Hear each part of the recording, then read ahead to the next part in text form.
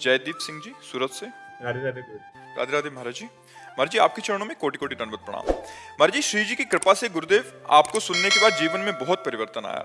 महाराज जी मेरा सवाल है कि शास्त्रों में लिखा है कि कलयुग में मानसिक पाप का फल नहीं मिलता या पाप नहीं माना जाता, तो ये दुष्ट मन मानसिक पाप करवाता है महाराज जी और बोलता है कि ये पाप कर्म तो है नहीं है। मैंने आपके लेकिन उससे मन गंदा तो होता है ना।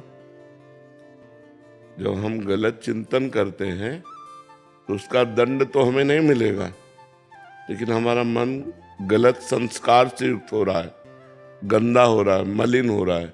फिर उसके द्वारा जो संकल्प बनेगा उस क्रिया को तुम रोक नहीं पाओगे। जब हम गलत चिंतन करते हैं तो हमारे अंदर उसके भोगने की इच्छा प्रकट होती है। ध्यायते विषयास पुंसास संगास ते सुपजायते संगात संजायते कामा। फिर काम का प्रादुर्भाव होता है और फिर हम नष्ट हो जाते हैं। तो हमें पहली ही प्रक्रिया में जब हमारा गलत चिंतन मन कर रहा है उसी समय में राधा राधा राधा राधा और गलत चिंतन हमें रोकना है। हमें गलत चिंतन का दंड तो नहीं मिलेगा, लेकिन हमारा संस्कार गलत हो जाएगा, हमारा मन गंदा हो जाएगा। मन गंदा हो गया तो तन गंदा होने में देर नहीं लगेगी, और तन गंदा और मन गंदा तो फिर दुर्गति पक्की। इसलिए हमें राधा राधा, जिस समय हमारा मन गलत संकल्प करता हो, गलत चिंतन करता हो, उस समय यदि हम नाम चला रहे हैं तो हमारा मन पवित्र हो जाएगा।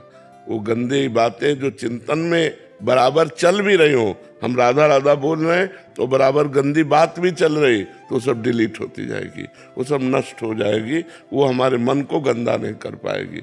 नहीं तो जब हम गंदा चिंतन करेंगे तो गंदी क्रियाएं होंगी। गंदा चिंतन और गंदी क्रियाएं ये हमारी दुर्गति कर देगी। मानसिक पाप तो नहीं होते, लेकिन जो मन में हमारे आता है उसे रोकने की सामर्थ्य भी तो नहीं है, तो वही क्रियाएं होने लगेंगी। इसलिए बहुत सावधान रहिए। जब गंदा चिंतन चले तो नाम जप कीजिएगा।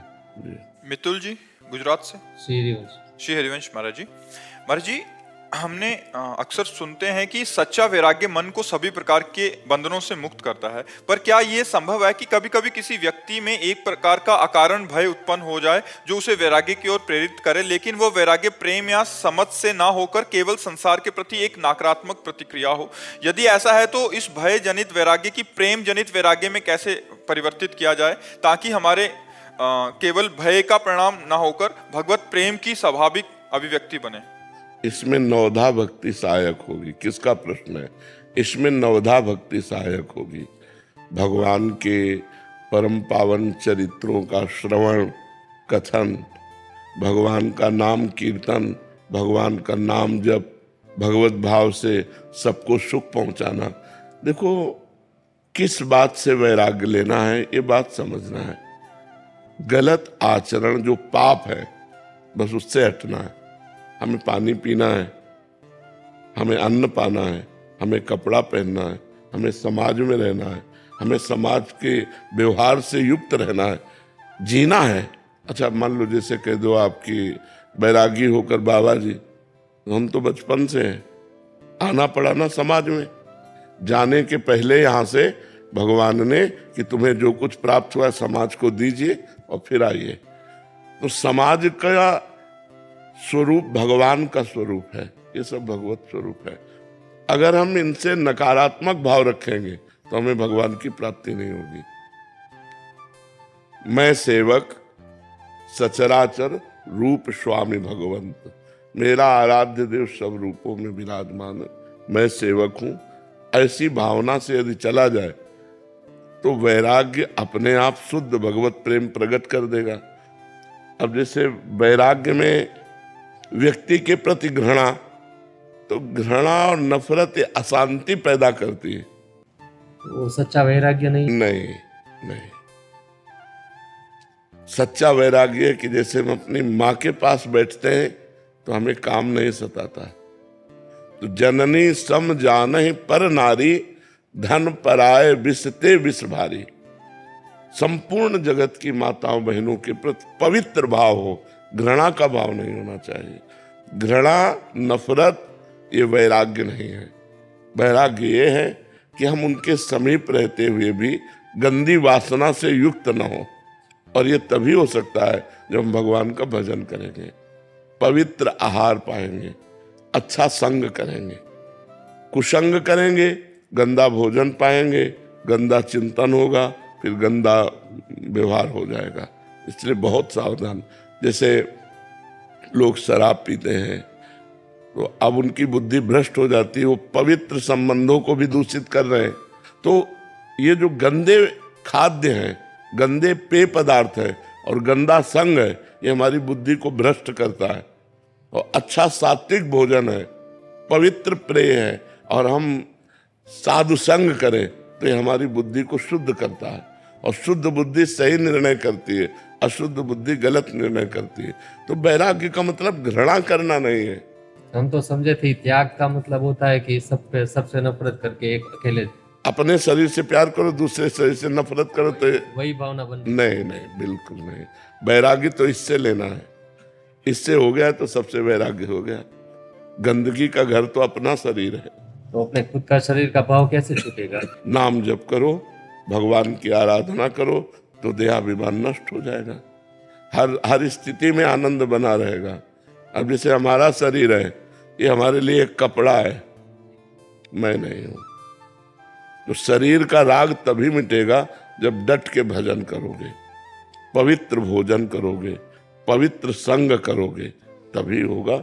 नहीं तो अपवित्र भाव में शरीर राग पुष्ट होता है। देखो कितना शरीर राग लोगों का पुष्ट है कि अपने शरीर के पोषण के लिए दूसरे शरीरों को खा रहे हैं। मुर्गा, बकरा, गाय, भैंस, कुछ नहीं बच रहा, सब खाए जा रहे हैं। किस लिए? शरीर के लिए ही तो, शरीर राग के लिए। यदि शरीर राग नष्ट हो जाए तो सच्चा वैराग्य है। दूसरों से वैराग्य करना तो सरल है, लेकिन अपने शरीर से वैराग्य करना सही वैराग्य है। फिर मन सहज अपनी प्रेम प्रीति में लग जाता। हाँ, भगवान का भजन, खूब नाम जप करो, भगवत आराधना करो, बस पवित्र भोजन होना चाहिए। जैसा जाए अन्न वैसा बने मन, और जैसा पियो पानी वैसी बने वाणी। हाँ, देखो ना, शराब पीते तो वाणी बदल जाती है कि नहीं बदल जाती है? तो इसलिए खान पान सही रखो। एकता दीवान जी, राधे राधे महाराज जी। महाराज जी, मनुष्य को प्रशंसा या निंदा में कैसा स्वभाव रखना चाहिए? सम मान निरादर आदर ही। मान में और अपमान में और प्रशंसा में और निंदा में समान भाव जो रखता है वही महान उन्नति को प्राप्त होता है। प्रशंसा में जो फूल जाता है और निंदा में जो दुखी हो जाता है वो साधारण मनुष्य है। जो प्रसन्नता निंदा में भी और सम्मान प्रशंसा में भी, एक प्रसन्नता भगवान की दिखता है। भगवान की इच्छा है प्रशंसा हो रही, भगवान की इच्छा है निंदा हो रही। जब निंदा हो तब ये देख लेना चाहिए कि जो निंदा हो रही है वो दोष हम में तो नहीं है, तो हमें पहले चेक करना है अपने को। अब अगर उत्तर आया अंदर से नहीं, तो हमें प्रसन्न रहना चाहिए, वो उसका स्वभाव है। भगवत प्रेरित निंदा कर रहा है, अब हमारी कोई प्रशंसा कर रहा है, तो हमें देखना चाहिए कि हम में कोई सद्गुण नहीं था। अगर कोई सद्गुण है वो भगवान का दिया हुआ है, तो ये प्रशंसा भगवान की हो रही है, मेरी नहीं। प्रशंसा स्वीकार करने से अभिमान पुष्ट होता है, इसलिए प्रशंसा स्वीकार न करे, और निंदा होने से अभिमान नष्ट होता है। इसलिए निंदा को माने कि भगवान से प्रेरित होकर हमारे अभिमान का नाश करने के लिए भगवान निंदा करा रहे हैं। शांत भाव से संतों ने तो कहा, निंदक नियरे राखिए आंगन कुटी छवाए, बिना साबुन बिना पानी निर्मल करे शोभाए। अगर कोई निंदा हमारा कर रहा है तो हमारे पापों को नष्ट कर रहा है, हमारे दुखों को नष्ट कर रहा है।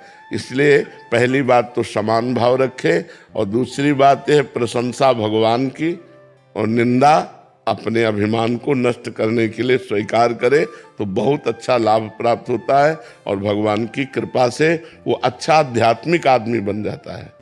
अमित जी, गुरुग्राम से। महाराज जी, क्या मुक्ति हेतु ये अधिक उपयुक्त है कि इंसान अपने पुराने कर्मों का पूर्ण रूप से फल इसी जन्म में ज्यादा से ज्यादा भोग ले? देखो, ज्यादा से ज्यादा और कम से कम भोग ही नहीं सकता, क्योंकि शरीर बनने के समय एक निर्णय लिख गया, उतना ही भोगना है, चाहे सुख हो चाहे दुख हो। अब जो हमारा संचित गोदाम जमा है कर्मों का, जिसे संचित कर्म कहते हैं, वो तपस्या के द्वारा, ज्ञान के द्वारा भस्म किया जाता है।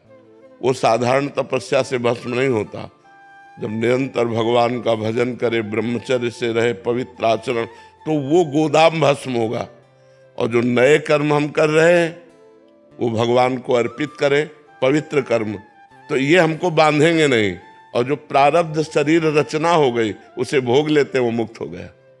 संचित को भस्म करके, क्रियमाण को निष्फल करके, प्रारब्ध को जो भोग लेता है वो मुक्त पुरुष हो जाता है। समझ रहे हो आप? दीप चंचल जी, राधे राधे महाराज जी। महाराज जी, एक भक्त कैसे समझे कि कहाँ भगवान की इच्छा और कहाँ उसका कर्तव्य, दोनों में संतुलन कैसे बनाए? तस्मात् शास्त्रम प्रमाणम ते कार्याकार्यो व्यवस्थितो।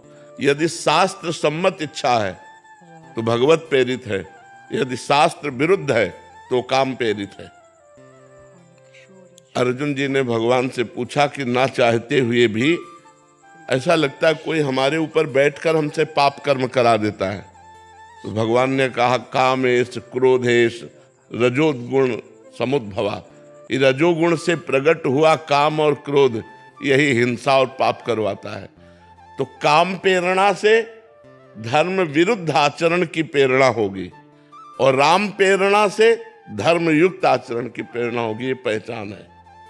अगर धर्म के विरुद्ध कोई बात है तो काम अंदर बैठा हुआ काम रूपी शत्रु वो हमसे पाप कराना चाहता है, और धर्म युक्त है तो भगवान से प्रेरित है। ये बात देखना चाहिए। अब जैसे दूसरी माई बहन की तरफ गंदी दृष्टि, गंदी क्रिया, गंदी भावना, ये सब काम के अंतर्गत है। काम, कामना, वासना, ये पाप कर्म करा रही है। इसे हम नहीं कह सकते कि भगवान के द्वारा प्रेरित है। अब दूसरों का उपकार करना, खूब नाम जप करना, ये अच्छे अच्छे आचरण होना, ये भगवान की प्रेरणा से होते हैं। ये बात समझना है। लक्षिता खंडेलवाल जी, राधे राधे राधे राधे महाराज जी। महाराज जी, क्या एक भक्त का बहुत भक्ति में लीन होना उसकी पढ़ाई में रुकावट हो सकता है? कभी कभी पढ़ाई ऐसा हो ही नहीं सकता कि एक विद्यार्थी बहुत भक्ति में लीन हो जाए, उसकी पढ़ाई रुक जाए। ऐसा नहीं, क्योंकि पढ़ाई भी तो भक्ति है। जैसे एक किसान आदमी भक्ति करता है तो खेती छोड़ थोड़ी देता है, व्यापारी भक्ति करता है तो व्यापार थोड़ी छोड़ देता है। अम्बरीश जी चक्रवर्ती सम्राट थे तो राज्य छोड़ के बाबा जी थोड़ी बन गए, राजा ही तो थे। जनक जी परम ज्ञानी महात्मा है तो राजा ही तो थे। तो अपने कर्तव्य का पालन करना ही तो भक्ति है। तो एक विद्यार्थी के जीवन का विद्या अध्ययन करना ये भक्ति है। नाम जप करे और समय से विद्या अध्ययन करे, विद्या का अपना कार्य पूरा करे, यही तो भक्ति है। भक्ति का मतलब थोड़ी है कि हम माला लेके बैठ गए सब छोड़ दिया, नहीं, ये बात नहीं। भक्ति को समझना होगा। एक व्यापारी का व्यापार भक्ति है, एक डॉक्टर का मरीज भक्ति है। जितने मरीज आए उनको भगवान की भावना से सेवा करो। अपने अपने पद, अपने अपने कर्तव्य रूपी पूजा से भगवान को रिझाओ और नाम जप करो, कोई परेशानी नहीं। ऐसा तो नहीं है कि भक्ति में लीन होकर कर्तव्य कर्म छूट जाते हों। अगर वो छूट जाते तो हम तो बचपन से लगे हैं, जो प्रश्न करते हो उसका उत्तर दे रहे हैं, यार तुम्हारे बीच में बैठे हैं, तो क्या भक्ति में लीन नहीं हुए? क्या पूरा जीवन उसी में चला गया? तो ये बात समझना, किसी को ऐसा लगता हो कि भक्ति करने से सब कुछ छूट जाता है, वो गलत छूट जाता है, सही सब होता रहता है। नहीं तो देखो, अम्बरीश जी महान भागवत चक्रवर्ती सम्राट थे, जनक जी परम ज्ञानी राजा थे। तो ऐसा नहीं है, अपने अपने कर्तव्य कर्म को तो एक विद्यार्थी को चाहिए कि भगवान की भक्ति मानकर विद्या अध्ययन करे और नाम जप करे, गंदे आचरणों से बचे। भक्ति का मतलब गंदे आचरणों का त्याग करना। जिसे तुम समझते हो ये पाप है, वो आचरण मत करो। अगर वो आचरण करोगे तो फिर भक्ति नहीं रहेगी।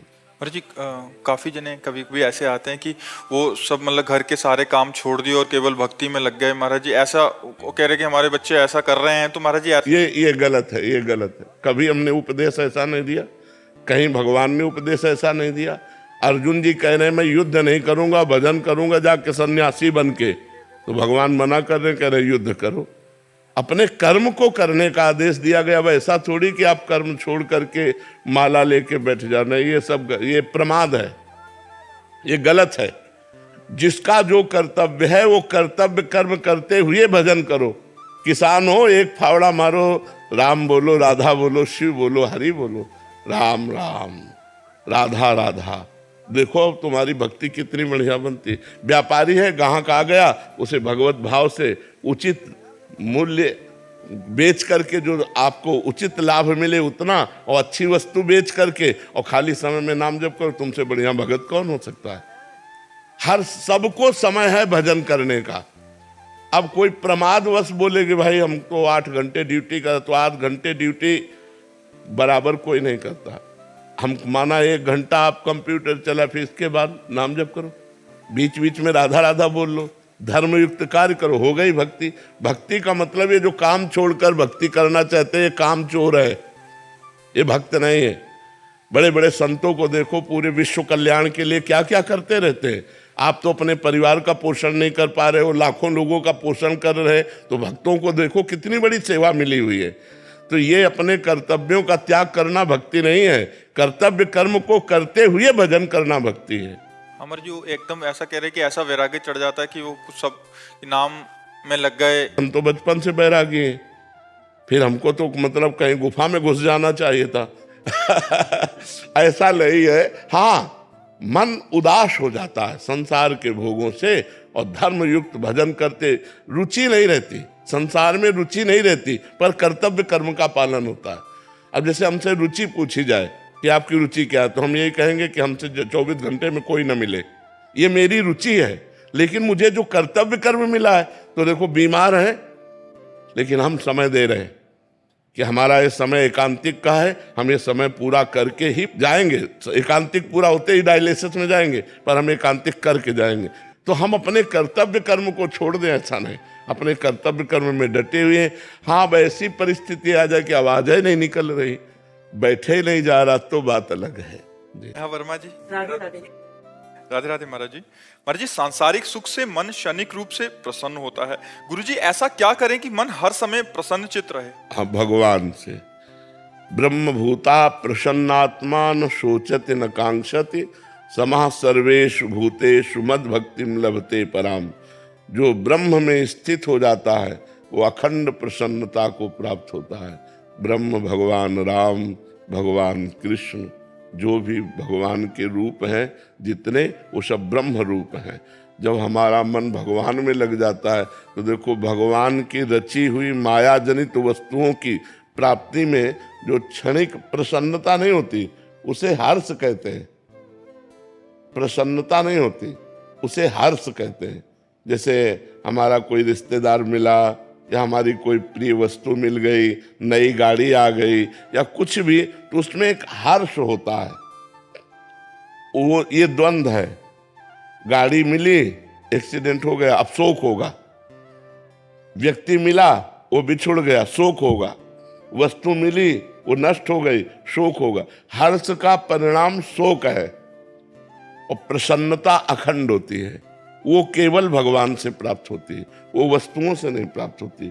वस्तुओं में प्रसन्नता नहीं है, वस्तुओं में आनंद नहीं, वस्तुओं में हर्ष है, उल्लास है, और ये नष्ट होने वाला होता है। बड़े आनंदित होकर के गाड़ी खरीदी और खूब घूमने जा रहे तो एक्सीडेंट हो गया, अब शोक में बदल गया। लेकिन भगवान से प्यार किया तो भगवान चिदानंद है। वास्तविक प्रसन्नता भगवान से मिलती है।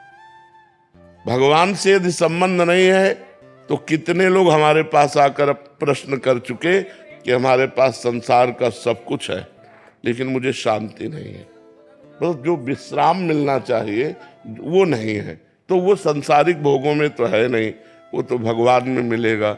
जितना नाम जप करोगे उतना ही प्रसन्न रहोगे, चाहे जैसी परिस्थिति हो। यदि भगवान का भजन नहीं है तो जीवन में प्रसन्नता नहीं आ सकती है, पक्की बात समझ लो। आजकल बहुत लोग डिप्रेशन में जा रहे हैं, अधिकतर लोग डिप्रेशन में जा रहे हैं। क्यों? क्योंकि भगवान का भरोसा नहीं, भगवान का बल नहीं, भगवान का भजन नहीं, गंदा खान पान, गंदा चिंतन, और इतना नकारात्मक चिंतन हो गया कि वो भयभीत बने। डिप्रेशन वाला आदमी हर समय भयभीत रहता है, वो कल्पना कर कर के परेशान रहता है। इसलिए हमें लगता किसी भी दिन आप इस आईडी से अपने को एक्टिवेट कर सकते हैं।